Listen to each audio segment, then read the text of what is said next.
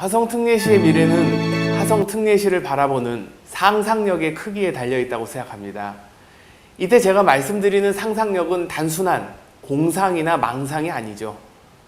우리가 다른 사람, 나와 더불어 살고 있는 이웃들의 삶과 마음, 다른 형태의 모습들에 대해서 얼마나 공감하고 얼마나 그것을 내 것으로 받아들이며 새롭게 융합하려고 하는가가 바로 상상력의 진정한 원천이라고 생각합니다. 화성은 서울의 1.4배 규모로 상당히 넓은 땅을 갖고 있고 그만큼 다양한 지역들이 같이 있습니다. 생태와 관광이 잠재적인 자원이 될 수 있는 서부 지역, 단순히 안내판 잘해놓고 홍보 영상 찍는 것이 아니라 이제는 이 생태와 관광을 하나의 산업으로서 이해하고 어떻게 잠재력을 키워갈 것인가 고민할 때입니다. 또한 중부 지역의 효, 정조 문화와 같은 이 역사 컨텐츠들을 단순히 박물관이나 역사책에 있는 내용으로만 볼 것이 아니라 어떻게 이것을 원천 컨텐츠로서 파생 컨텐츠를 키워갈 것인가 고민하는 것이 바로 중부 지역의 미래에 대한 설계라고 생각합니다. 또한 동탄을 중심으로 한 이 동부 지역도 곧 화성 문화예술의 전당이 곧 준공될 예정으로 또 보타닉 가든 화성이 지금 현재 조성되고 있는 상황인 만큼 문화예술에 대한 잠재력이 굉장히 큽니다.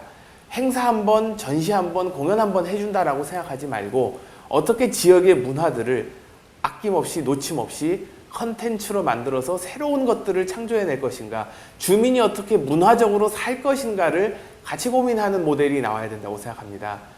이 넓은 지역에서 이 다양한 사람들이 살고 있는 데서 서로가 서로를 인정하고 공존하려 하고 이 컨텐츠들을 서로 수용해 나갈 때, 그리고 내가 어떻게 이들과 함께 시너지를 일으킬 것인가를 고민할 때 저는 특례시가 단순히 화성 특례시라는 단어가 아니라 실질적으로 경쟁력 있는 창조도시가 될 거라고 생각합니다.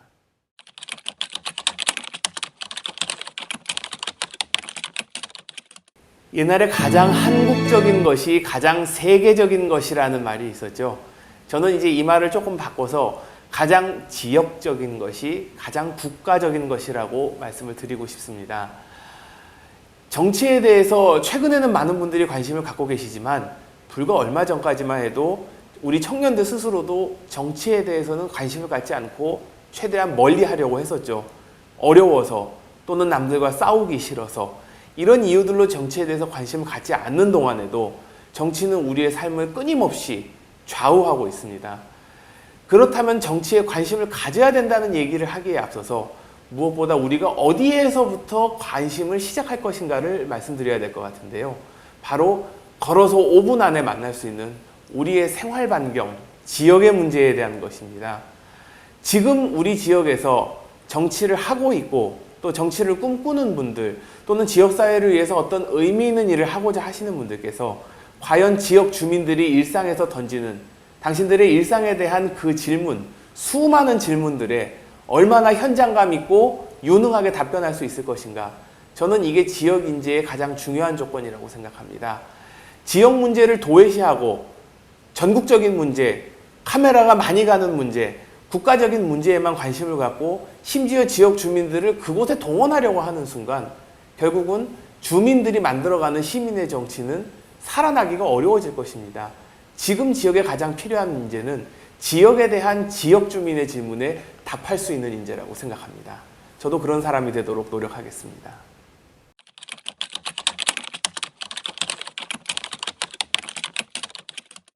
지금 광장으로 많은 시민분들이 나가고 계십니다.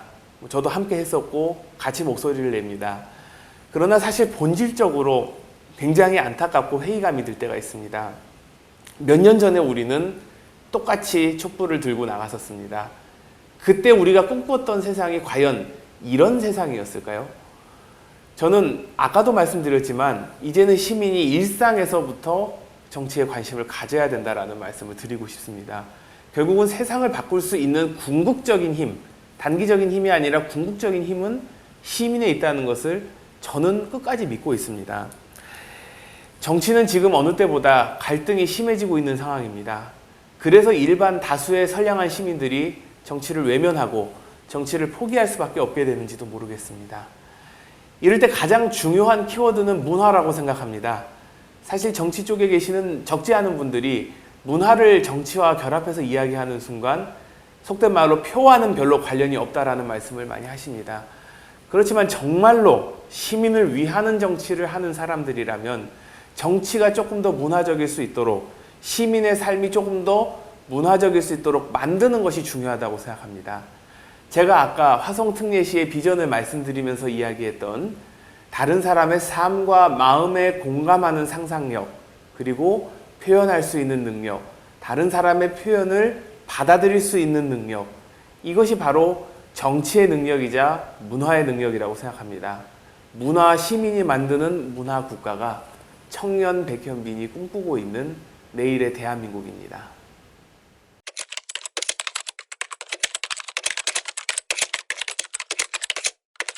이 질문은 정말 답변을 잘해야 되는 질문인 것 같아요. 이게 질문에 대해서 답변을 잘못하면 이게 언론의 헤드라인이 잘못 찝힐 수 있는 부분이기 때문에 사실 굉장히 조심스러운 부분이기는 합니다.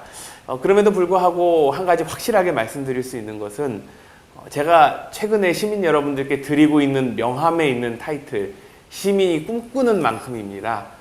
만약에 시민 여러분들께서 생각하실 때 지금의 정치가 지역을 잘 살피지 못하고 있다고 생각하신다면, 그리고 지금의 정치가 우리 삶의 문제를 해결하는 데 부족함이 아직은 많다라고 생각하신다면, 그때 정면 돌파 백현빈이 해야 되는 역할이 또 있을 거라고 생각합니다.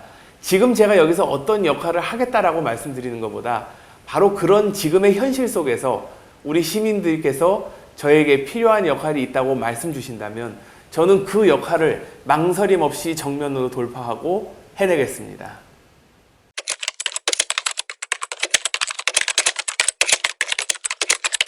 네, 화성시민 여러분, 그리고 뉴스인 020 시청자 여러분, 이렇게 또 뜻깊은 기회로 만나 뵙게 되어서 정말로 기쁘고 감사합니다. 저는 늘 정면 돌파해 왔습니다. 현실의 문제 앞에 어떤 다른 방법, 또 편법을 사용하는 것이 아니라 항상 정면 돌파해 왔습니다. 여러분들과 우리 앞에 놓여있는 문제를 정직하게 직면하고 그 문제에 정면으로 돌파할 수 있는 청년으로서 시민 옆에서 시민과 같이 꿈꾸며 정면으로 돌파하겠습니다.